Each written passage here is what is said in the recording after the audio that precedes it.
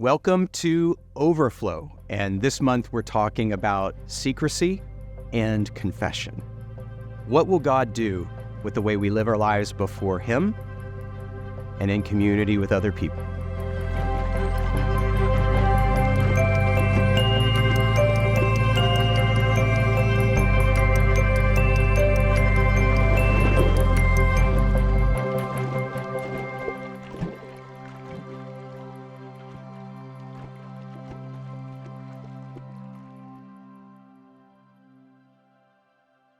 So as we dive into this month, I need to help us to take a close look at to kind of the Bible's understanding of these two twin engine concepts, things that don't feel like they tend to go together. What you're telling me to confess something, that's like saying it out loud. You're telling me to keep something a secret?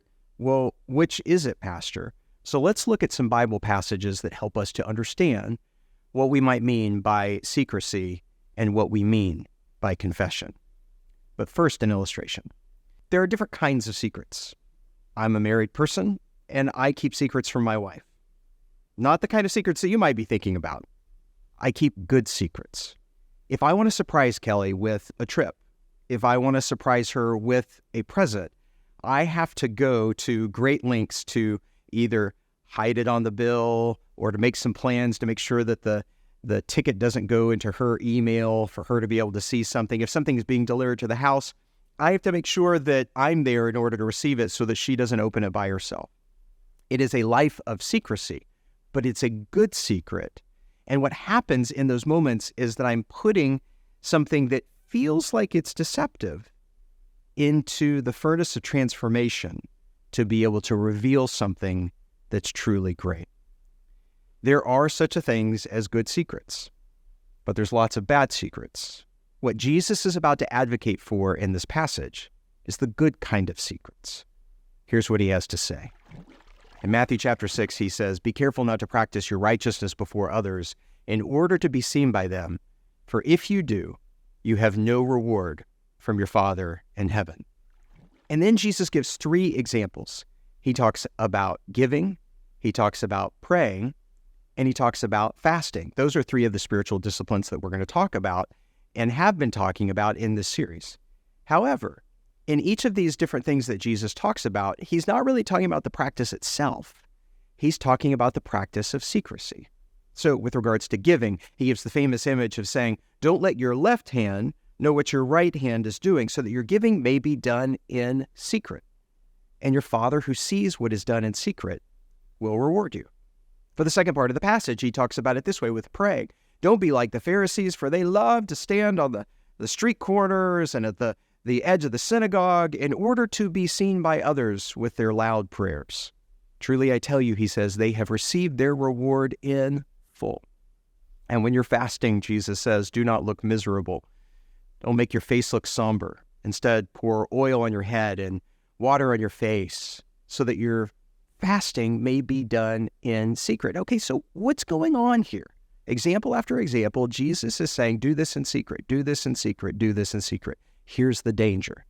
The danger is that you and I live our life in such a way that we are a performance before other people. It's okay to be known to be as a person who fasts, or a person who prays, or a person who is generous. You know what's not okay? Being generous in order to be noticed, praying in order to be seen by other people, or for the matter of fasting in order to garner attention by other people. You can do those things, but you'll hit your target. Will Rogers famously once said that men often hit what they aim at. And so if you aim at the attention or the approval of others, you'll get your reward, you'll get your audience.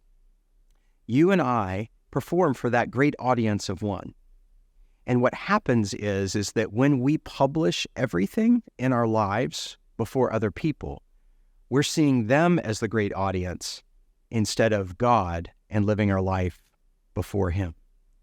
These are the good marriage secrets of what it means to live our life before God. So what does this look like practically? You and I will have to detox in today's culture from our lives being a performance before others. Think of social media for a moment. Every great meal, every great moment, every great sunset, every moment is chronicled of our lives, and we do so in a performance before other people. We need to be careful because social media is performance on steroids. It is a publishing of ourselves. And what we do is it reaps its own rewards. And one of the dangers of social media is that we compare our highlight reels and other people's cutting floors or vice versa. We don't realize that we see all of the mess of our lives, and yet we only see the performance of other people. So what might you do? What might you do in secrecy is this. Try to be generous towards somebody and don't let anybody know about it.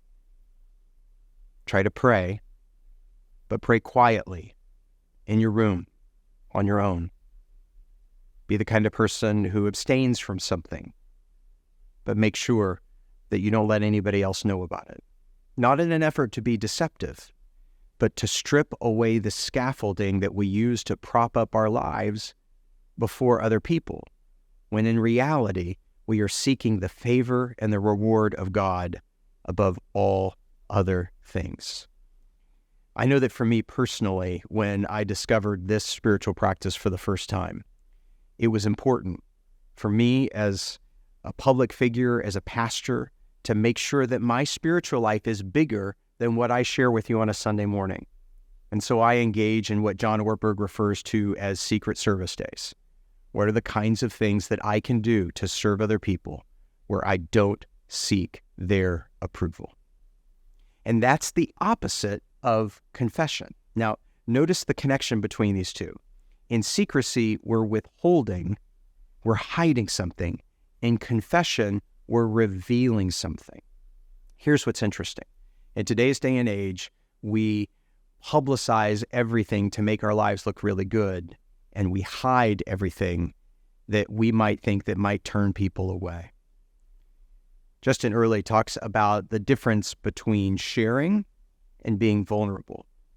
In sharing, we might be talking about how our life is going.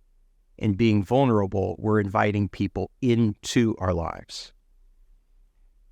James, the brother of Jesus, in his letter says this: confess your sins to one another. This is as emphatic of a command as any other in the New Testament. Love one another, encourage one another, greet one another. All of these are commands of the things that we are to do with one another in order to be able to hold our lives together. And this command of confessing to one another is not an optional activity. I know Jesus is our great high priest, and that ultimately we don't need another intercessor to be able to go to him in confession. But let me be practical as well as spiritual for a moment. How willing are you and I to be honest with Jesus if we aren't even willing to be honest with the people around us? And so confession can fall off of the wagon on either side. We can think, I only need to confess to Jesus, so I don't need to tell anybody or be vulnerable to anybody in our lives. Or we can think that we need an intercessor on our behalf in order to get to Jesus. It's neither one of those two extremes. We can come directly to Jesus, and it is necessary for us to be vulnerable with a safe community. When the Methodist movement and John Wesley was creating what became the revival of Methodism in the United Kingdom, what ended up happening is that the groups that John Wesley founded had at the core some key questions. And some of those early questions were, what do we need to talk about? And then after that, they would say, is there anything that is being left unsaid? These are great questions. And I hope that you have a friend, someone that you can trust, a loved one, a family member, that you can be completely honest with. Here's the thing. We can never really be in the depth of love and friendship unless we are relying on the fullness of the grace of God and being vulnerable with one another. There is only so far a marriage can go without vulnerability-based trust and with confession. There is only so deep that a friendship can go without trust and being willing to be vulnerable. We are a community of sinners, and people are more ready than you realize to receive your confession and to receive the real you. I remember the first time I did this as an adult, that I gave my confession to another human being, that I told him the fullness of every thought and deed and everything that was wrong in my life. And instead of shame, I saw the grace of God in his eyes. From that moment on, I promised that I would never live my life in such a way where I did not have people in my life that I could be completely honest with, transparent, and vulnerable. And so this month, you have 2 activities. Who can you be vulnerable with? And how can you keep good secrets? Because we live our life before God and God alone, and we need to put things in the furnace of that transformation. And at the same time, we need to be real. We need to be vulnerable with one another. Otherwise, our faith is fake. And so explore these practices in community. Do you have that kind of friend? Are you willing to engage in secret service? Hope you have a great month.